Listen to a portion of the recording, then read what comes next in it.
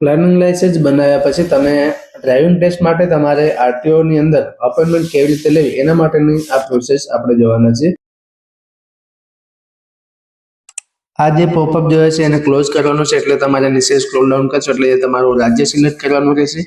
અહીં તમારે જે રાજ્ય છે એ રાજ્ય સિલેક્ટ કર્યા પછી તમને એક આ રીતનું પેજ જોવા મળશે. અહીંયા ક્લોઝ બટન પર ક્લિક કરવાનું છે. અપોઇન્ટમેન્ટ બુક કરવા માટે તમારે અહીંયા અપોઇન્ટમેન્ટ વાળો જે ઓપ્શન જોવા છે એની નીચે બીજા નંબરનો ઓપ્શન છે ડ્યુઅલ ટેસ્ટ સ્લોટ બુકિંગ, તો આના પર આપણે ક્લિક કરવાનું છે. જેવું તમે આના પર ક્લિક કરશો એટલે એક આ રીતનો પેજ જોવા મળશે. અહીંયા તમારે એપ્લિકેશન નંબર અથવા લર્નિંગ લાઇસન્સ નંબર સિલેક્ટ કરીને લર્નિંગ લાઇસન્સ નંબર આપણે એપ્લિકેશનથી લોગિન કરીને અહીંયા સબમિટ બટન પર ક્લિક કરીશું. જેવું તમે સબમિટ બટન પર ક્લિક કરશો એટલે તમારી જે લર્નિંગ લાઇસન્સની જે ડિટેલ છે તમે જોઈ શકશો. અને ટ્રેક વાળો જે ઓપ્શન છે એની અંદરથી તમારે ટ્રેક સિલેક્ટ કરવાનું રહેશે. જેવું તમે ટ્રેક સિલેક્ટ કરશો એટલે તમારા લર્નિંગ લાઇસન્સની અંદર તમે જેટલા વ્હીકલ એડ કરેલા છે એ તમને જોવા મળશે. એ સિલેક્ટ કરીને પ્રોસેસ ટુ બુક પર ક્લિક કરવાનું છે. જેવું તમે આના પર ક્લિક કરશો એટલે તમને એક આ રીતનું કેલેન્ડર જોવા મળશે. અહીં તમારે જે લીલા અક્ષરથી જે ડેટ જોવાય છે એ તમારે સ્લોટ તમારે બુકિંગ કરવાનો છે.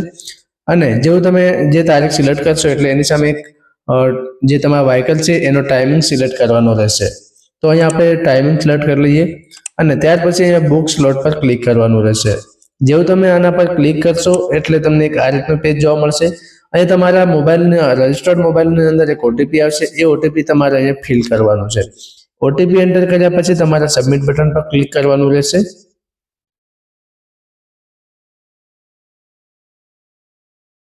જેવું તમે સબમિટ બટન પર ક્લિક કરશો એટલે એક આ રીતનું પેજ જોવા મળશે. અહીંયા તમે તમારી બુક કરેલી તારીખ અને સમય જોઈ શકો છો. ત્યાર પછી અહીંયા કન્ફર્મ ટુ સ્લોટ બુક પર ક્લિક કરવાનું છે.